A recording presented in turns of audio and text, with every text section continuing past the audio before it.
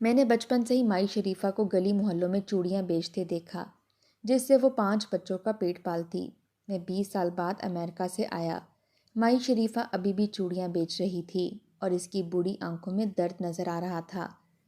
مجھے اماں نے بتایا کہ شریفہ کے بیٹے اس سے پیسے چھین لیتے ہیں اور جس کو نہیں ملتے وہ اسے مار مار کر ہلکان کر دیتا ہے۔ اتنا سننا تھا کہ میں بھاگتا ہوا مائی شریفہ کے گھر گیا تو اندر سے چیخوں کی آوازیں آ رہی تھیں۔ جیسے ہی میں اندر گیا تو سامنے کا منظر دیکھ کر میری روح لرز گئی۔ میری عمر اس وقت 10 سال تھی جب میں اپنے محلے کے بچوں کے ساتھ کھلے میدان میں بیٹھا کنچوں سے کھیل رہا تھا۔ گرمیوں کی چھٹیاں تھیں اور ہم سبھی دوست مل کر یا تو سارا دن کرکٹ کھیلتے رہتے یا پھر کنچے کھیل کر اپنا وقت گزارتے رہتے تھے۔ ابھی میں کھیل میں مصروف تھا کہ جب ایک جانب سے مجھے وہ مخصوص آواز سنائی دی، وہی مخصوص جملے کہتی ہوئی چوڑیوں والی مائی شریفہ ہمارے محلے میں داخل ہو رہی تھی۔ ہم 6 دوست تھے اور سبھی نے فوراً سر اٹھا کر مائی شریفہ کی جانب دیکھا تھا۔ ہمارا اسے کوئی لینا دینا نہیں تھا، مگر ہمیں تو اس کی 12 سالہ بیٹی کنزا کو تنگ کرنے میں عجیبی سکون ملتا تھا۔ آج بھی وہ ڈری سہمی اپنی ماں کا پلو پکڑے آگے بڑھتی جا رہی تھی۔ اس نے وہی کئی روز پرانا فراک پہن رکھا تھا جو جگہ جگہ سے پھٹا ہوا تھا اور میل سے اٹا ہوا تھا۔ اس کے بال بھی مٹی سے اٹے تھے، مگر اس کے باوجود شریفہ مائی نے بڑے ہی سلیقے سے اس کی چٹیاں باندھ رکھی تھی۔ ہم لڑکوں کو دیکھ کر تو ویسے بھی وہ سہم جایا کرتی تھی، کیونکہ ہم لوگ انہیں تنگ ہی اتنا کیا کرتے تھے۔ ابھی بھی ہم سبھی لڑکوں نے ایک دوسرے کو اشارہ کیا اور پھر سب کنچے وہیں چھوڑ کر مائی شریفہ کے پیچھے جانے لگے۔ مائی شریفہ تو آگے گھر کے دروازوں پر دستک دے کر چوڑیاں بیچنے کی صدا بلند کر رہی تھی، جبکہ وہ ڈری سہمی ہمیں دیکھ کر فوراً ماں کے ساتھ دوڑی دوڑی جا رہی تھی۔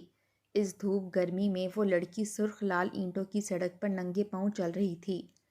ماں کی میلی چادر کا کونا زور سے ہاتھ میں دبوچے بار بار پیچھے پلٹ کر ہمیں دیکھتی، پھر سہمی ہوئی ماں کے ساتھ لگ جاتی۔ ہم تو شاید اس کے لیے موت کا فرشتہ ثابت ہوتے تھے۔ جیسے ہی شریفہ مائی کسی کے ہاں جا کر چوڑیاں بیچنے لگتی تو ہم اس کی بیٹی کو خوب تنگ کیا کرتے، اسے طرح طرح کے ناموں سے پکارتے اور اسے برا بھلا کہا کرتے۔ بعض دفعہ تو وہ رونے لگتی، کوئی اس کی چٹیاں پکڑ کر کھینچ دیتا تو کوئی اس کے گندے میلے کپڑوں کا مذاق اڑایا کرتا اور کہتے، مائی شریفہ کی چوہی سب سے وکھری سب سے اعلیٰ۔ مائی شریفہ اپنی چوڑیاں بیچتے ہوئے یہی کہتی تھی۔ ہم چوڑی کی جگہ اس کی بیٹی کو چوہی کہہ کر تنگ کرتے تھے اور وہ موٹے موٹے آنسو بہانے لگتی۔ وہ اگر اپنی ماں مائی شریفہ کو شکایت لگاتی تو شریفہ مائی الٹا اسے ہی ڈانٹ دیتی۔ ہمیں اس نے آج تک کبھی کچھ نہیں کہا تھا، ہمیں بھی اسے تنگ کرنے میں مزہ آیا کرتا۔ اور ایک مرتبہ جب ہم نے مائی شریفہ کی بیٹی کو دھکا دیا تو وہ گندے نالے میں جا گری۔ اس کا سارا لباس خراب ہو چکا تھا، وہ پھوٹ پھوٹ کر رونے لگی۔ یہ دیکھ کر مائی شریفہ سے بھی نہ رہا گیا تو وہ سیدھا میری اماں کے پاس چلی گئی۔ اماں سے کہنے لگی کہ دیکھو نا باجی، میری بچی کا صرف ایک ہی سوٹ تھا جو میں اسے پہنایا کرتی تھی۔ ہم غریبوں کے پاس تو اتنے پیسے بھی نہیں جو نئے کپڑے خرید سکیں۔ یہ ایک سوٹ تھا، وہ بھی تمہارے بیٹے اور اس کے دوستوں نے مل کر اسے نالے میں گرا کر خراب کر دیا۔ اب بتاؤ بھلا میں اپنی بچی کو کیا پہناؤں گی؟ آج تک کبھی آپ سے آپ کے بچوں کی شکایت نہیں لگائی، مگر اپنے بچوں کو سمجھائیں وہ کیوں میری بچی کو اس قدر پریشان کرتے ہیں۔ اس دن مجھے آج بھی یاد ہے جب شام کو میرے ابا جی گھر آئے تھے تو اماں نے غصے سے 2 باتیں ساتھ فالتو لگا کر میری شکایت لگائی تھی۔ میرے ابا تو ویسے ہی غصے کے بڑے تیز تھے اور میں ان سے بہت ڈرتا تھا۔ جیسے ہی وہ گھر آتے تو میں سارے کھیل چھوڑ کر واپس گھر بھاگ آیا کرتا تھا۔ ابا نے مجھے غصے سے بلایا اور اس روز میری خوب پٹائی کی گئی، مگر اس کے باوجود میں سدھرنے کی بجائے مزید بگڑنے لگا۔ مجھے مائی شریفہ اور اس کی بیٹی پر بے حد غصہ آنے لگا تھا۔ مجھے لگتا تھا جیسے میری اس مار کے پیچھے وہی ذمہ دار ہیں۔ میں نے فیصلہ کر لیا کہ میں اس سے بدلہ ضرور لوں گا۔ ہاں البتہ جب میں نے ہوش سنبھالا تو مجھے اپنے کیے پر بہت پچھتاوا ہوا کہ میں کیسے ایک مجبور بے سہارا اور بے بس عورت اور اس کی بچی کو اس قدر پریشان کرتا رہا کہ وہ میری وجہ سے روتے رہے۔ اگلے روز جب دوبارہ مائی شریفہ ہمارے محلے میں چوڑیاں بیچنے کے لیے آئی تو میں اپنے محلے میں موجود بڑے پیڑ پر چڑھ کر بیٹھ گیا۔ میں غلیل مارنے میں ماہر تھا۔ جیسے شریفہ مائی اس درخت کے نیچے سے گزری تو میں نے ایک بہت بڑا پتھر گلیل میں ڈالا اور مائی شریفہ کو مار دیا۔ وہ پتھر سیدھا اس کے سر پر رکھے ہوئے ٹوکرے پر لگا تھا۔ مائی شریفہ توازن برقرار نہ رکھ سکی۔ اگلے ہی پل اس کا ٹوکرا اس کے سر سے نیچے گر چکا تھا۔ وہ ٹوکرا نہیں تھا بلکہ مائی شریفہ کی کل کائنات تھی، شاید اس کا سب سے قیمتی اثاثہ تھا۔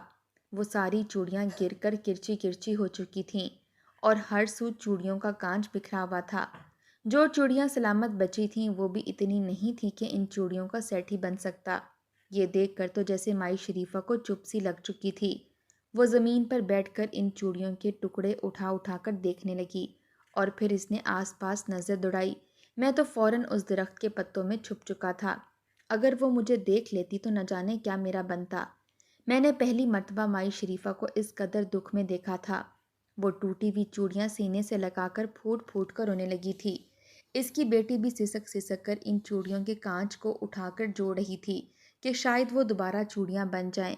تبھی مائی شریفہ روتے ہوئے کہنے لگی، اتنے دنوں سے چوڑیاں لانے کے پیسے ہی نہیں تھے۔ کریانے والے منشی چچا سے کچھ پیسے قرض ادھار لیے کہ جیسے ہی آج چوڑیاں بکیں تو میں اس کا قرض اتاروں گی، مگر یہ تو ساری چوڑیاں ہی ٹوٹ گئیں۔ اب میں اپنے بھوکے بچوں کو کیا کھلاؤں گی؟ وہ تو اسی طاق میں بیٹھے تھے کہ آج ماں آئے گی تو پیٹ بھر کر کھانے کو ملے گا، مگر میں انہیں کس منہ سے بتاؤں گی کہ میری ساری جمع پونجی کرچی کرچی ہو گئی۔ شریفہ مائی یہ کہہ کر رو رہی تھی۔ اس کی سسکیاں تو جیسے ایک پل کو مجھے جھنجھوڑ چکی تھیں۔ میں تو بچپنے میں آ کر غلطی کر بیٹھا تھا، مگر اب مجھے افسوس ہو رہا تھا۔ شریفہ مائی اور اس کی بیٹی کو روتا ہوا دیکھ کر مجھے بھی رونا آ گیا۔ شریفہ مائی نے وہ ساری چوڑیاں واپس اپنی اس ٹوکری میں ڈالیں اور وہاں سے واپس چلی گئی۔ وہ ٹوٹی ہوئی چوڑیاں ابھی بھی یوں ہی زمین پر گری تھیں۔ دل ہی دل میں مجھے بڑی تکلیف اور پشیمانی سی ہوئی تھی۔ میں یوں ہی اداس کتنی ہی دیر وہاں پر بیٹھا رہا۔ مائی شریفہ وہاں پر دوبارہ نہیں آئی تھی۔ البتہ میرے دوست مجھے کھیلنے کے لیے بلاتے رہے، مگر آج تو جیسے میرا دل ہی بجھ چکا تھا۔ میں ان کے ساتھ کھیلنے کے لیے نہیں گیا بلکہ خاموشی سے گھر چلا آیا۔ کئی دن پھر ہفتے اور مہینے گزر گئے، مگر مائی شریفہ دوبارہ وہاں پر نظر نہیں آئی تھی۔ سننے میں آیا تھا کہ وہ اب دوسرے گاؤں میں جا کر چوڑیاں بیچتی ہے۔ شاید ہماری وجہ سے اس نے یہاں آنا چھوڑ دیا تھا۔ وقت یوں ہی گزرتا رہا اور میں پڑھائی کے لیے شہر چلا گیا۔ ایک روز جب واپس آیا تو ایک مرتبہ پھر مجھے مائی شریفہ چوڑیاں بیچتی ہوئی دکھائی دی تھی۔ وہ ایک بیوہ تھی جو جوانی میں ہی بیوگی کی چادر پہنے اپنے بچوں کی کفالت کر رہی تھی۔ اس کا شوہر مٹی کے برتن بنایا کرتا تھا، جبکہ وہ اپنی ساس سے کانچ کی چوڑیاں بنانا سیکھ چکی تھی۔ اس پر برا وقت آیا تو اس نے ہمت نہ ہاری، نہ ہی دوسروں کے سامنے ہاتھ پھیلایا تھا، بلکہ اپنی محنت سے وہ چوڑیاں لے کر بیچنے لگی اور اپنا اور اپنے بچوں کا پیٹ پالنے لگی۔ اس کے 5 بچے تھے، جس کی واحد کفیل وہی تھی۔ مجھے ابھی بھی شریفہ مائی یاد آ جاتی ہے تو ایک شرمندگی مجھے آن گھیرتی ہے۔ میرا یہی خیال تھا کہ میں ایک مرتبہ مائی شریفہ اور اس کی بیٹی سے ملوں اور ان سے معافی مانگوں۔ میری وجہ سے ان کا نقصان بہت ہوا تھا۔ اس رات میں تو پیٹ بھر کر کھانا کھا چکا تھا، مگر نہ جانے مائی شریفہ اور اس کے بچوں نے کھانا کھایا ہوگا بھی یا نہیں۔ کئی سال گزر چکے تھے، شریفہ مائی اب بھی ویسی ہی تھی، جبکہ اب ان کے ساتھ کنزا نہیں ہوتی تھی۔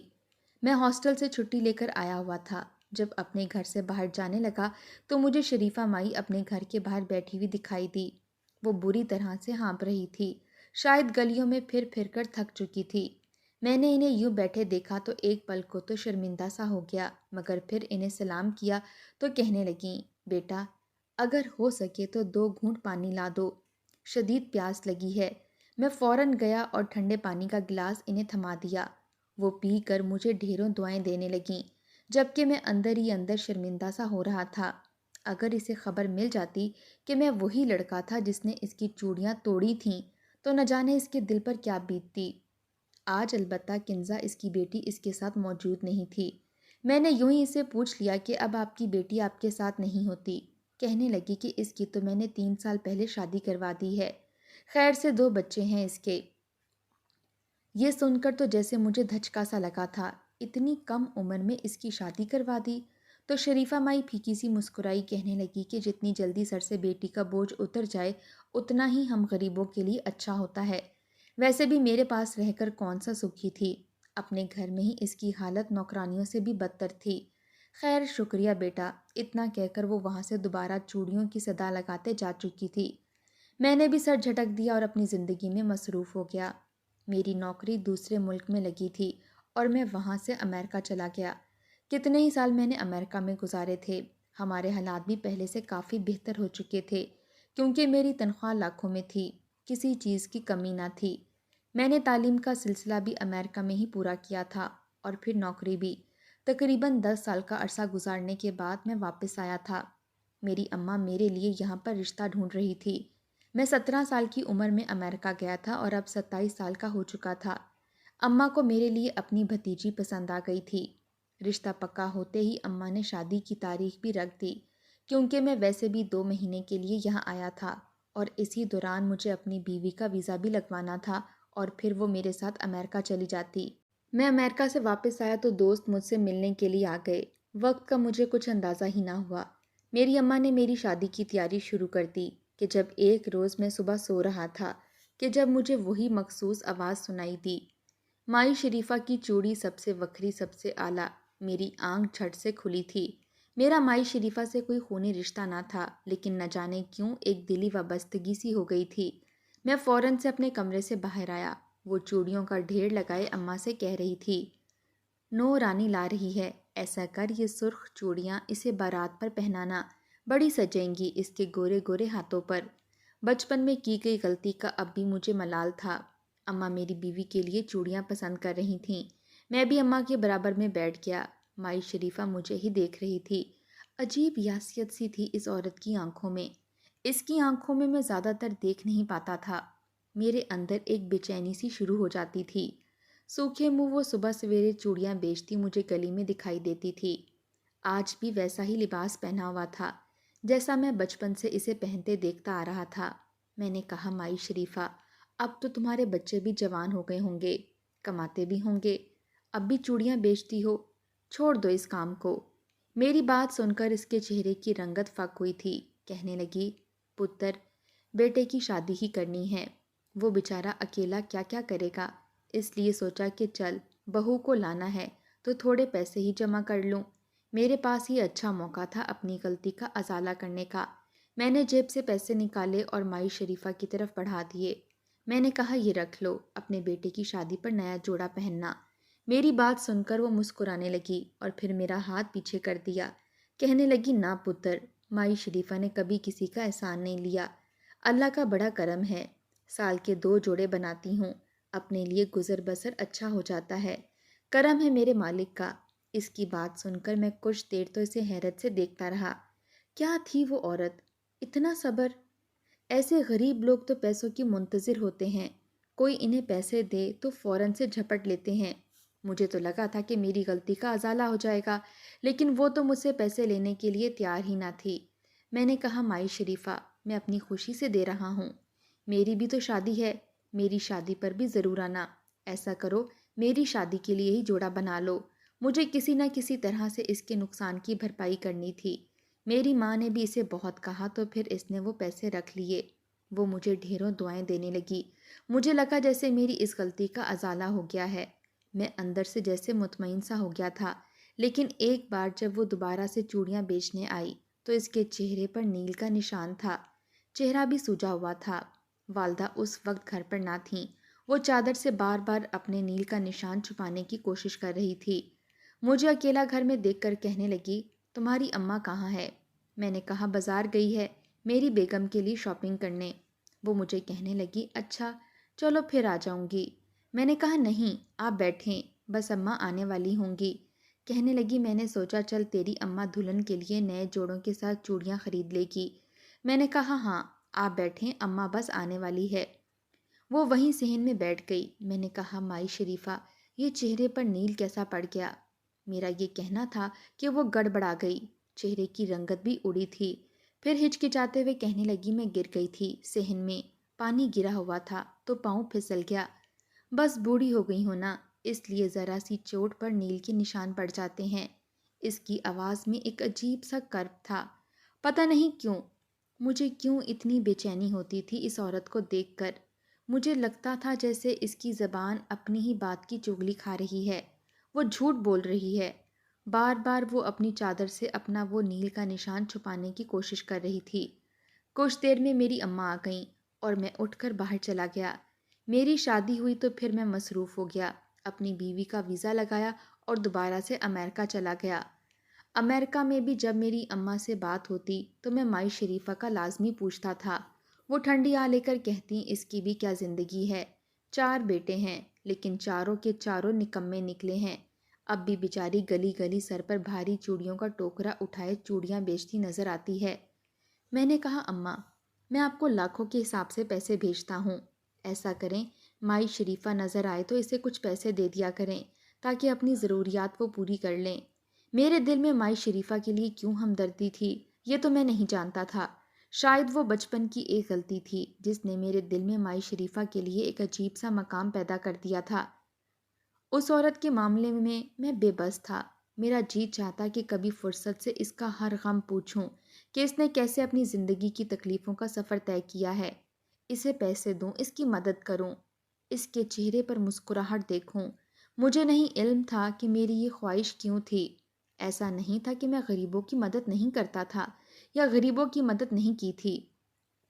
میں اکثر غریبوں کی مدد کرتا رہتا تھا، لیکن مائی شریفہ کے لیے میرے دل میں ایک الگ ہی مقام تھا جو میری سمجھ سے باہر تھا۔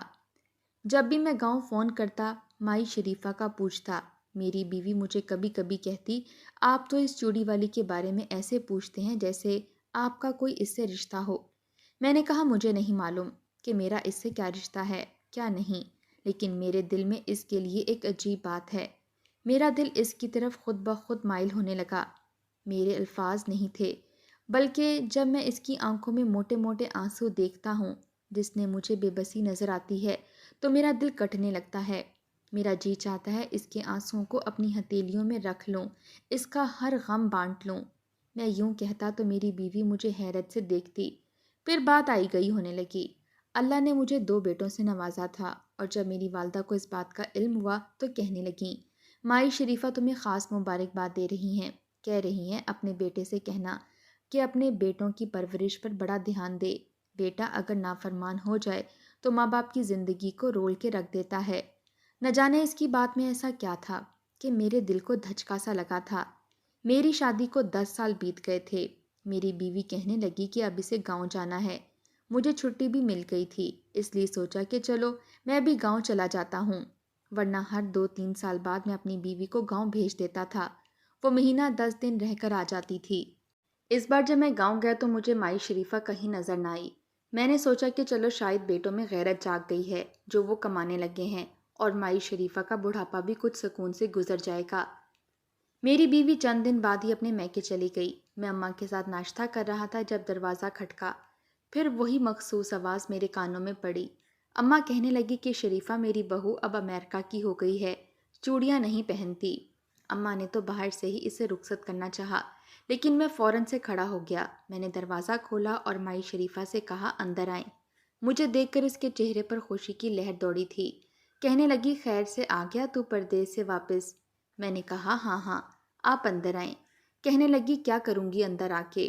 بیٹا تیری اماں نے تو کہہ دیا تیری بیوی اب ولائتی ہو گئی ہے، چوڑیاں نہیں پہنتی۔ میں نے کہا آپ اندر تو آئیں، ہمارا صرف ایک یہی تو تعلق نہیں ہے، بچپن سے آپ یہاں آ رہی ہیں۔ میری بات سن کے اس کے چہرے پر مسکراہٹ یکدم غائب ہوئی تھی۔